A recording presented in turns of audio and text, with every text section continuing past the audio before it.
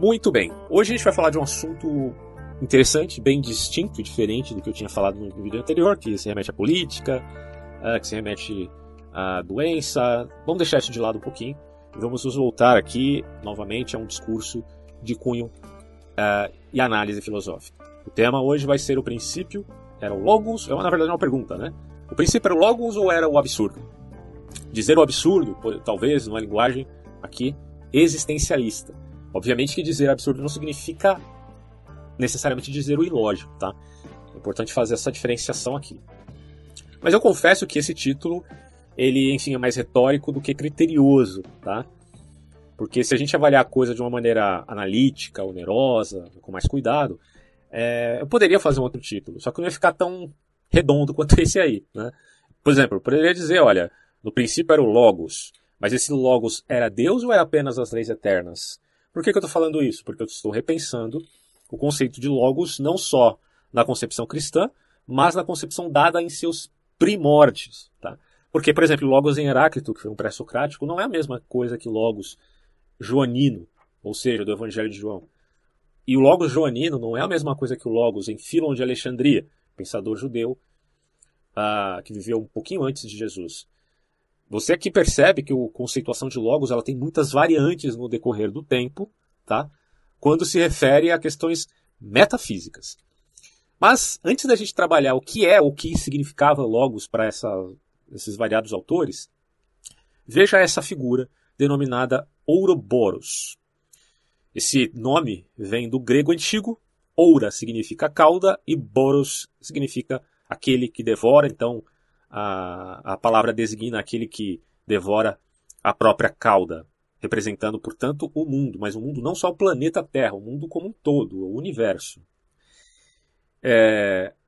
Portanto, essa simbologia ela tem relação com o ciclo da evolução, voltando-se sobre si mesmo. As coisas estão evoluindo, mas vai chegar um ponto que elas vão se voltar a si mesmo.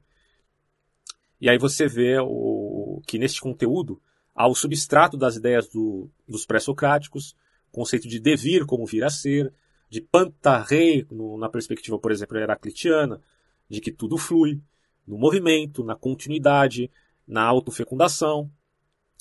Mas, enfim, né, no tema que a gente quer chegar aqui, também o hipotético conceito de eterno retorno, que aparece depois em Nietzsche, o qual nós não sabemos dizer com tanta clareza como quereríamos, se é um aspecto metafísico ou se é apenas uma relação poética e hipotética, como diria Heidegger em relação a Nietzsche a respeito do eterno retorno.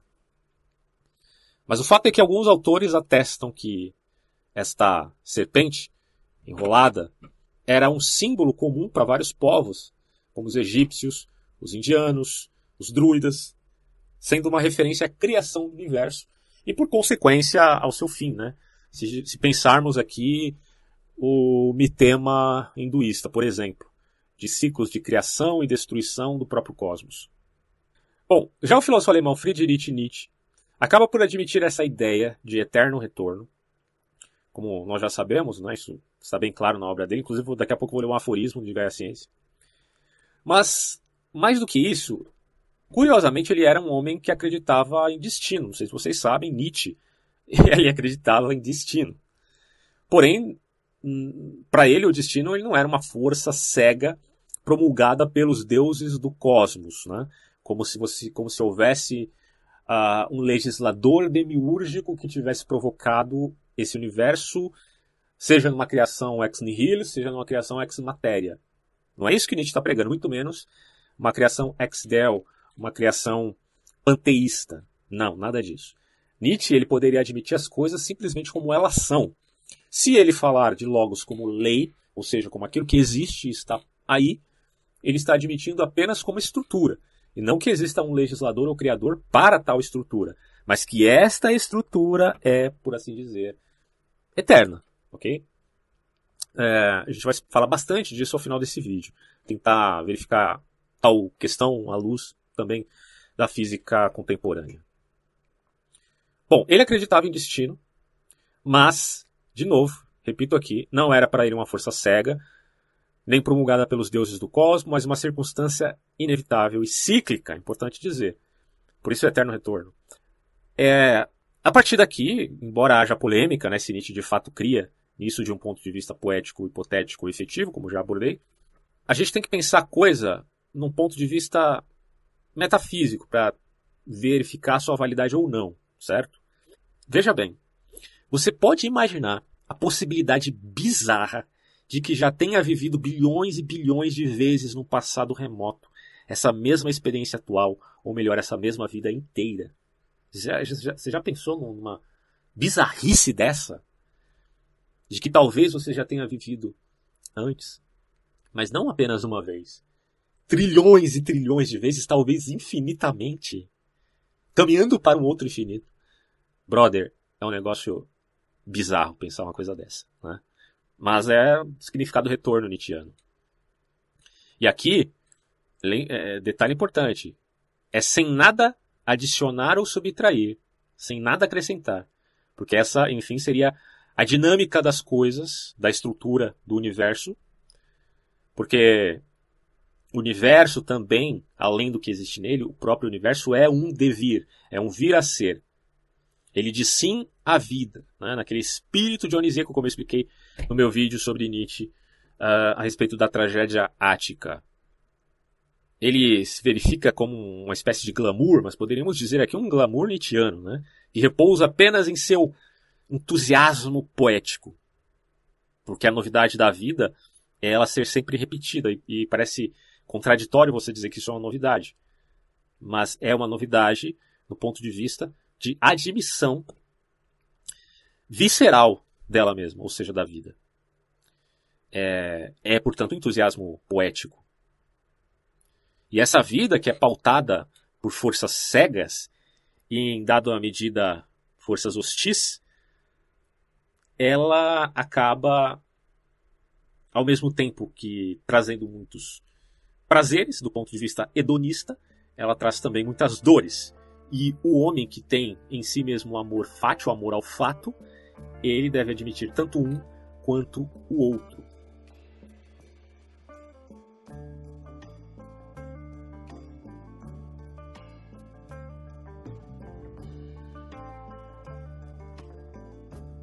Até aqui você pode concluir, inclusive, erroneamente, né, que o Nietzsche está entrando numa certa contradição, porque se ele não crê que o destino seja cego, né, como eu acabei de dizer, como ele pode acreditar que as forças que nos compelem a essa prisão da roda da vida, né, na linguagem aí hinduísta, sejam cegas? Bom, não é tão complicado entender isso.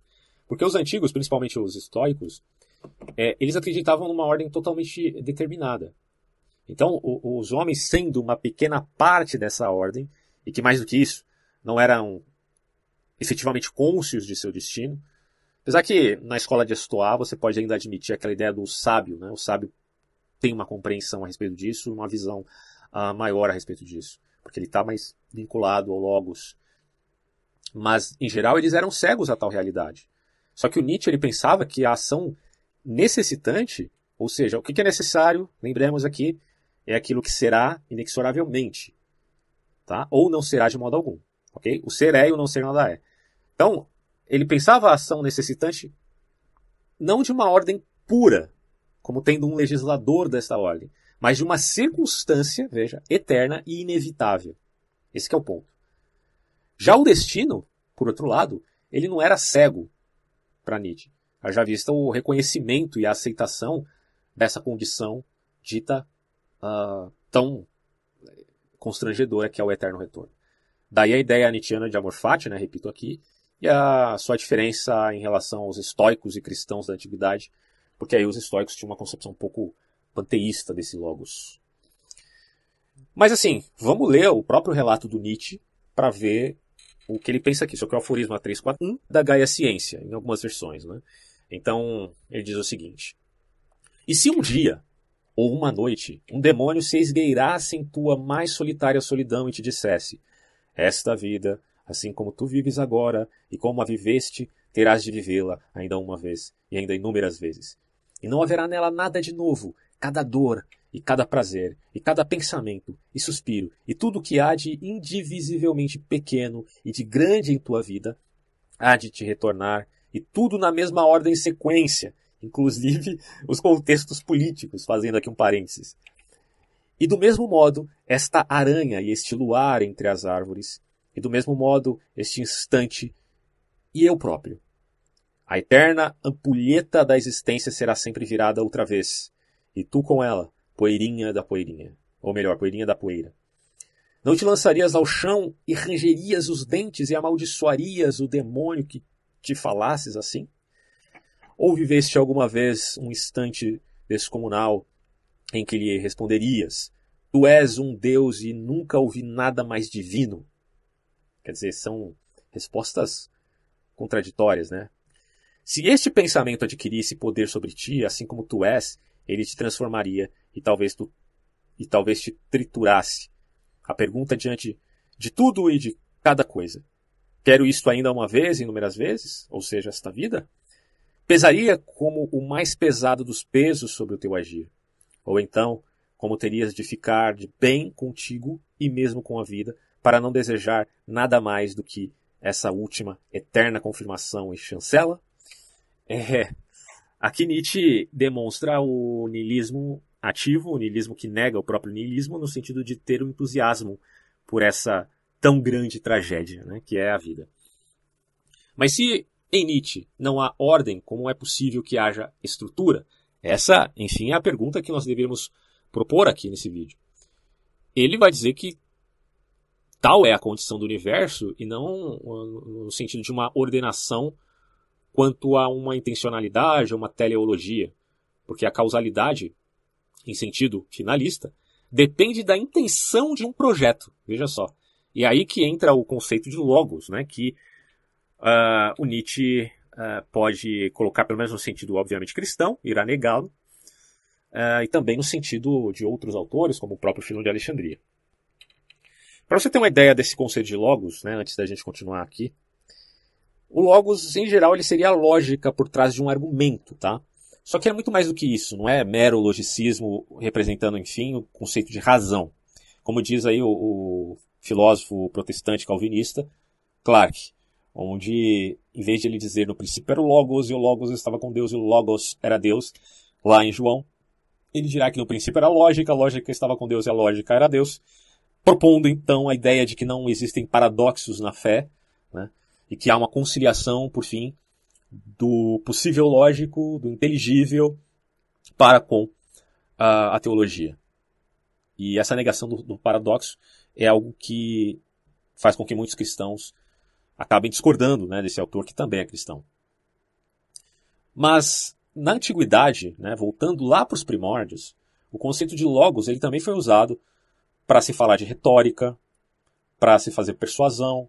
Então ele não tinha, né, inicialmente, se a gente for ver, essa conotação metafísica.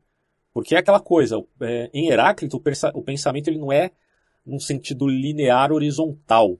Ele é muito mais num sentido vertical. Por quê? Porque é um pensamento que se aprofunda. E se você olhar para a primeira navegação e para a segunda navegação na linguagem platônica, embora Platão dissesse que a segunda navegação, ou pelo menos desse a entender, né, que a segunda navegação começaria com Sócrates, ou seja, que a primeira navegação é a física e a segunda a metafísica, já existia uma certa metafísica em Heráclito, né? Uma vez que ele tem esse pensamento vertical, que se aprofunda, diferentemente de outros autores que ele tanto criticava por ter um temperamento muito parecido com Nietzsche, ou melhor, Nietzsche parecido com ele. O conceito dele de logos é muito peculiar. Dirá aqui um autor chamado Dax Moraes, que tem um livro muito interessante, que eu aconselho vocês, inclusive, a comprarem esse livro. O nome é O Logos em Filon de Alexandria, tá?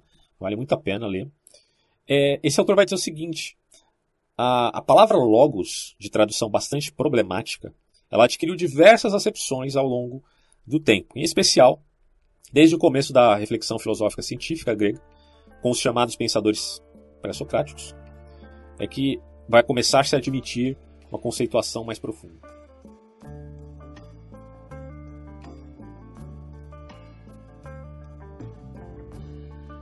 Simplificando, o logos significa razão, ou palavra mesmo. Se a gente pensar em mito, né, o mito ele também tem um significado próximo aí. Então é engraçado que logos e mito têm parentescos conceituais. De modo que os sentidos derivados das elaborações teóricas posteriores tendem a sofisticar esse significado. E aí se deveria entender por razão e por palavra algo além do que eles realmente dizem. Naturalmente, conforme o sistema em que tais noções eram enquadradas. Tá? Para os gregos, razão e palavra não são noções tão distintas ou tão distantes quanto pode nos parecer hoje em dia. Pensamento e linguagem são características próprias aos seres humanos. E mesmo distintivas da espécie, elas aparecem juntas.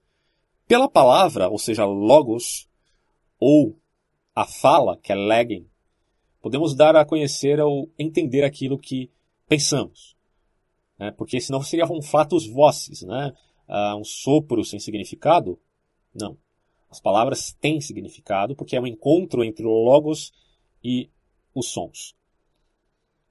Então, o que há em nossa razão, ao falarmos de maneira compreensível, é justamente esse encontro da racionalidade em via do seu fruto, que é a linguagem. Podemos dizer, com Platão e Aristóteles, que o logos, enquanto palavra, ele não é uma mera emissão sonora, mas um som significativo, ou seja, que se refere a algo de real e, portanto, determinado. Nesse sentido, é evidente que o Nietzsche, mesmo preferindo escrever em aforismos, ele poderia admitir hipoteticamente certa concepção de logos, mas não na conceituação filoniana, por exemplo, que a gente vai ver aqui. E muito menos na visão cristã, óbvio. Lembremos de que o Nietzsche ele foi, de certo modo, ali, influenciado por Heráclito, né? Não tanto, mas enfim. E o Heráclito ele atestava o logos como uma causa necessitante do mundo ou da lei cósmica. Embora ele desse muito destaque ao logos, ele não se preocupou em revelar a natureza desse logos. Eu estou falando do Heráclito, né? Porque, para ele, aquilo que se manifesta simultaneamente se esconde. E aquilo que se esconde simultaneamente se manifesta. São as palavras aí de Heráclito que ganham voz em Heidegger, né? Porque o Heidegger ele vai ver nisso a síntese do velar e do desvelar, né? Aquela coisa da aletheia, como essência da physis, significando o encontro da palavra e da razão. E se vê que ainda assim, né, o logos ele não se esgota na dimensão da linguagem, mas ele aparece na dimensão da linguagem, como o Heidegger costumava dizer, relâmpagos numa noite escura. São, ou então como faíscas, né, que se apagam, mas que aparecem tentando iluminar um pouco dessa escuridão de ignorância a qual nós vivemos. A manifestação, enfim, do ser. Há, porém, uma clara distinção aqui entre pensadores que se baseiam no logos heraclitiano. Podemos colocar aqui o Nietzsche, obviamente, ao seu modo, né, não necessariamente se valendo deste conceito propriamente dito logos, mas do ponto de vista heraclitiano, e muito mais, claro, na figura de Heidegger, que se vale de Heráclito. Porque o Heidegger ele tenta resgatar esse conceito de logos, né, em seus primórdios, né, antes do cristianismo, antes de Alexandria e antes de Philon. Alexandria é uma tradição, né, não é só em Philon. Né? Bom, os estoicos também tinham essa concepção diferenciada. Mas para Philon, o logos era um ente intermediário entre Deus e o mundo, certo?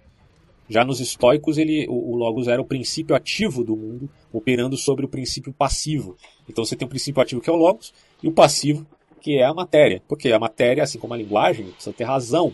A razão da matéria é o logos. Por isso o logos seria, nesse caso, a lei que está na matéria. E que a gente pode colocar em linguagem aristotélica a forma, né, na matéria. O que implica um certo panteísmo, né? Nesse imanentismo do logos nos estoicos. Engraçado que esse imanentismo ele aparece também nos liberais, os cristãos liberais aí do século XX. Liberais em teologia, tá? Bom, esse princípio formador do mundo é, enfim, o destino. No entanto, para o homem em geral, tal destino, como nós já vimos, e aí estou falando aqui dos estoicos, tá? Não necessariamente nos liberais, é cego, porque os tais eles não podem compreender os arranjos necessitantes do logos, a não ser que seja o sábio, né? E aqui se admite ordem cósmica e destino cego. Mas em Philon, o logos é um instrumento de Deus, como uma sombra do inefável. Mas ainda assim, não o próprio Deus. Esse é um ponto importante. O Logos é a sombra do inefável para Filon, mas não é Deus. Tá? Por isso que a gente tem que fazer uma diferença aqui entre o Logos de Filon de Alexandria e o Logos cristão. Certo? Porque no cristianismo, mais precisamente aí no Evangelho de João, o Logos ele estava com Deus e ele era Deus, talvez por ser uma emanação deste, já que o conceito de trindade acaba por ser posterior ao Evangelho de João. E aí precisa fazer uma nota aqui bem cuidadosa, porque às vezes o dogma trinitário ele acaba maculando a exegese mais adequada àquele determinado texto, para saber o que realmente o autor quis dizer. Porque quem escreveu aquele livro tentou passar uma mensagem. O que ele queria dizer quando ele falava, por exemplo, de Logos? Será que ele estava dando uma conotação ali trinitária, sendo que a trindade é um conceito posterior? É problemático pensar nesses parâmetros, tá? Não estou dizendo que você tenha que negar a trindade, de modo algum. Eu estou dizendo aqui, quando você quer fazer uma exegese séria do texto, você tem que partir daquilo que o autor quis dizer, juntamente com que os leitores também entenderam daquela mensagem. Leitores próximos, né? Não já no contexto da patrística, da escolástica, aí já descambou um pouco. Então, o Logos no cristianismo, ele é a encarnação, né? Isso é muito problemático para pensadores alexandrinos, gnósticos, ou de tradição judaica helenista. É muito problemático isso, né? Bom, mas o que dizer do cosmos? A gente já falou de Logos é a razão. E o que dizer do cosmos, senão de que cosmos, nas palavras de Pitágoras, representa, enfim, ordem, né? Ou seja, há uma ordem, embora o destino seja cego. Não é correto afirmar que ordem deveria ser maior em seu início do que em seu final? Isso aqui é uma pergunta que nos remete agora a uma visão da física, mas não da física dos antigos, e sim da física contemporânea. Porque, de acordo com o princípio de entropia, que significa a energia mais concentrada que se dispersa, né, no decorrer do tempo, já que as coisas passam de um estado de ordem para desordem, poderíamos supor que o universo teria mais ordem em seu início do que em seu final, né? Ainda mais considerando aquilo que a gente chama de princípio antrópico forte, que poderíamos sintetizar no conceito de calibração do Big Bang ou, enfim, da grande expansão. Tudo no universo, se a gente for ver, é determinado pelas forças fundamentais da natureza, certo? O poder dessas forças, elas se caracteriza por números chamados constantes fundamentais. Esse é um trecho de um documentário que eu vou deixar logo abaixo aí para vocês assistirem, que é bem interessante.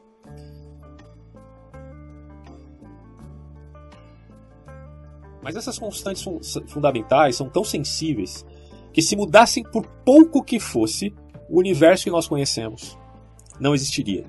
Por exemplo, se a taxa de expansão do universo, logo depois do Big Bang, tivesse mudado em 1 para 1 quintilhão, e para quem não consegue mentalizar esse número, 1 quintilhão é seguido de 18 zeros, tá? O universo continuaria a se expandir ou cairia em si mesmo. E nada disso que nós vemos seria possível, inclusive a vida.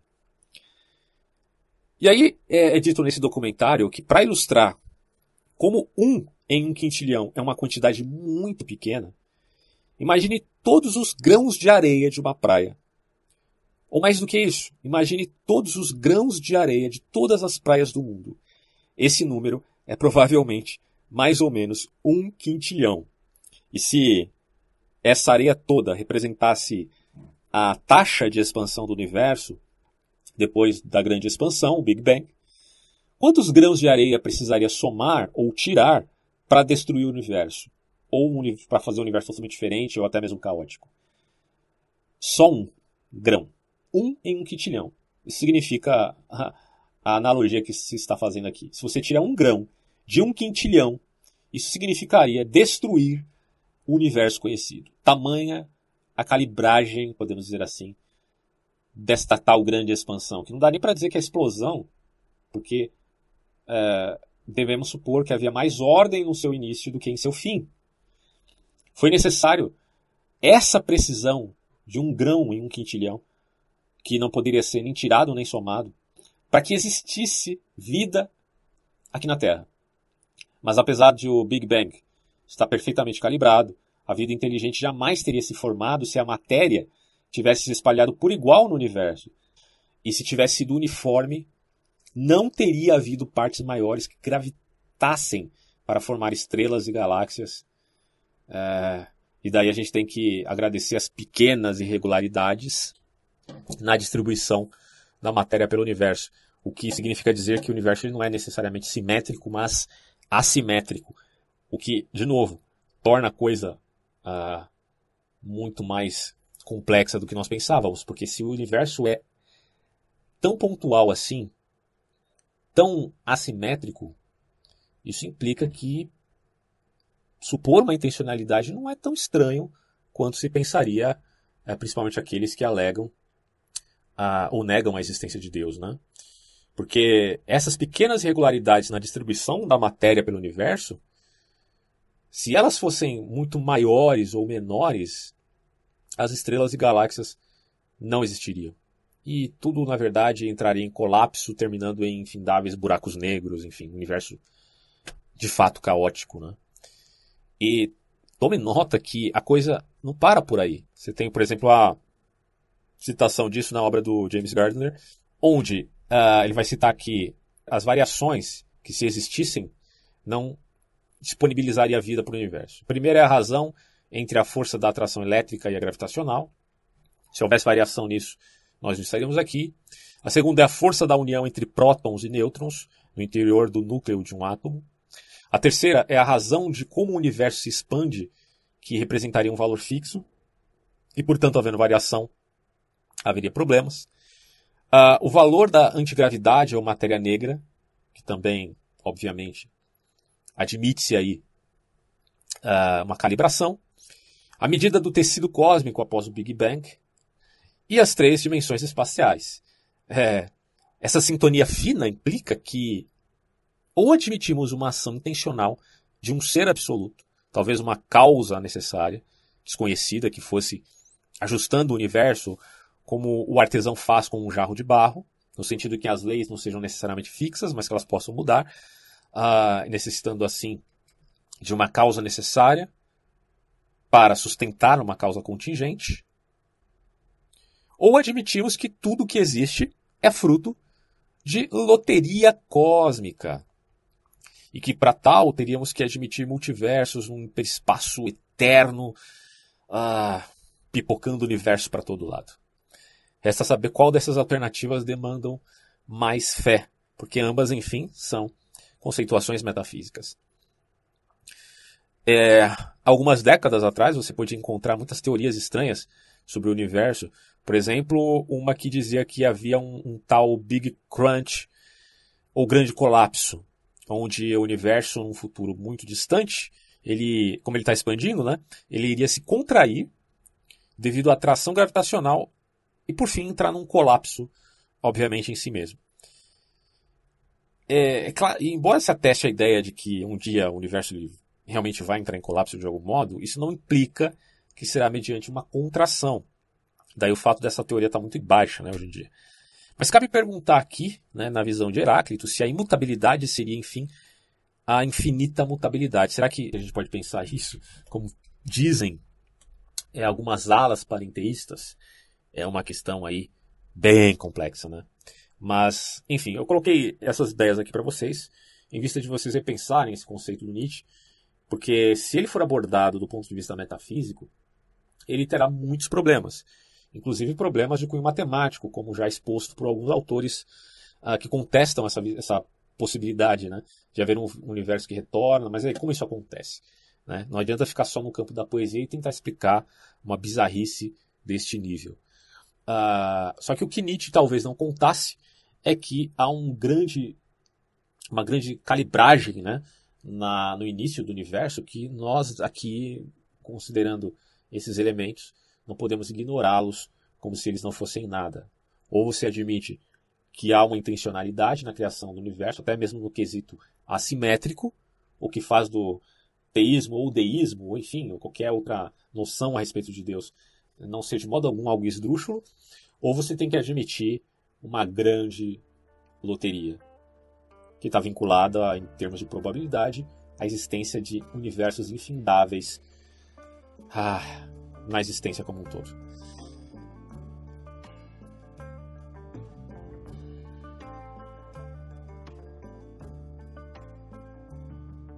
Bom, e só para fechar esse vídeo, né, eu vou fazer uma citação aqui de um autor chamado George Simmel, que foi um sociólogo contemporâneo aí do Nietzsche. Aliás, ele escreveu extensivamente não só da filosofia do Nietzsche, como também do Schopenhauer. Então, ele meio que tenta refutar a alegação do eterno retorno, em sentido filosófico, cosmológico, com um determinado argumento que eu vou citar aqui. Aliás, se vocês quiserem saber melhor sobre esse autor, na Wikipédia alemã, né, em linguagem alemã, não sei falar alemão, mas você pode simplesmente usar o tradutor automático, aí dá para ter algumas apreensões mais pontuais sobre George Simmel. Não sei nem se a pronúncia está certa, pra você ver como eu falo alemão, né? Mas enfim, o argumento desse autor sobre como contestar, enfim, né, essa noção cosmológica de eterno retorno é a seguinte: mesmo que houvesse poucas coisas em um espaço finito, em um tempo infinito, então você está pensando o quê? Meio que aristotelicamente dizendo, você tem um espaço, ou seja, o tempo, beleza, é eterno, é infinito, mas o espaço é limitado, né? Então, mesmo que houvesse poucas coisas em um espaço finito, em um tempo infinito, elas não precisariam, diz Simmel, se repetir nas mesmas configurações. Aí ele dá o exemplo. Suponha que houvesse 3 rodas num tamanho igual, girando no mesmo eixo. Um ponto marcado na circunferência, tá, de cada uma dessas rodas. E esses 3 pontos estariam alinhados em uma linha reta. Tá?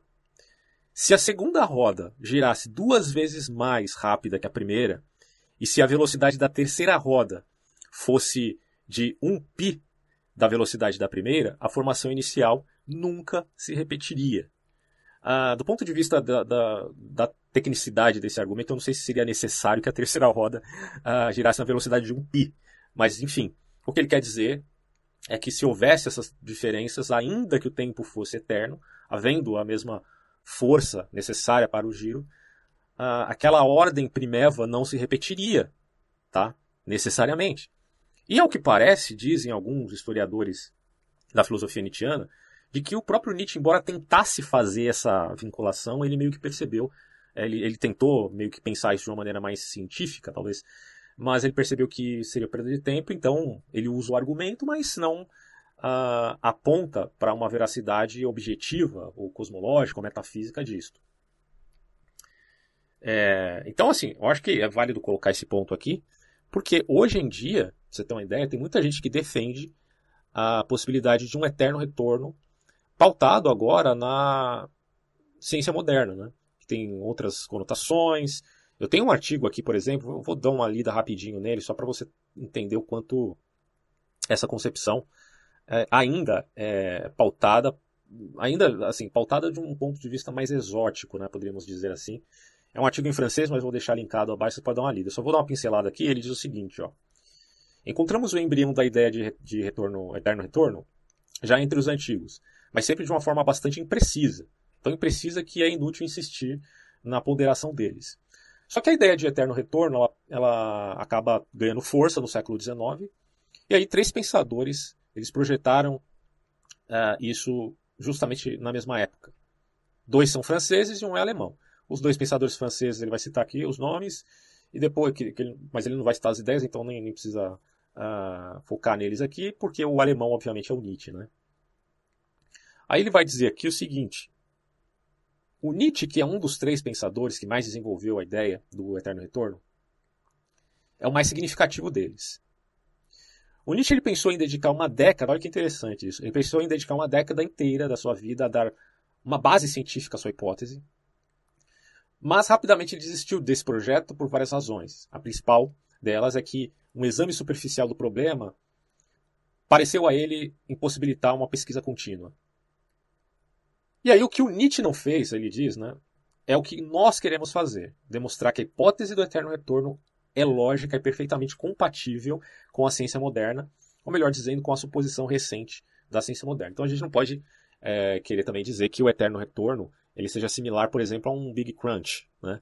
Mas que você pode alocar, claro, de uma maneira mais especificada, mais detalhada, que talvez não coadune necessariamente com as prescrições nietzschianas, mas que tem uma semelhança com elas, né? Ou seja, de você formar, não uma teoria, mas uma hipótese do eterno retorno com os valores da ciência do século, ou da física do século XX, que considera aí o seu aspecto de ciência quântica, micro, e também da física clássica no aspecto macro. Então você tem a possibilidade de fazer essa relação, e é isso que esse autor faz aqui no artigo. Eu não vou ler tudo, mas vou deixar linkado se você tiver interesse. E de tentar salvar do ponto de vista do inteligível, né, essa hipótese, você pode ler o artigo e ver até onde dá para chegar.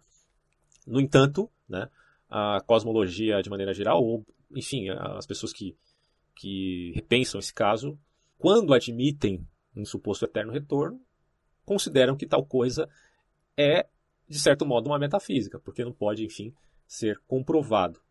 Alguns dizem que há indícios, outros dizem que não, né? Então, comparar esse artigo com as palavras do autor que tentou refutar Nietzsche nisto, acho que é de grande valia para quem tem interesse aí no assunto.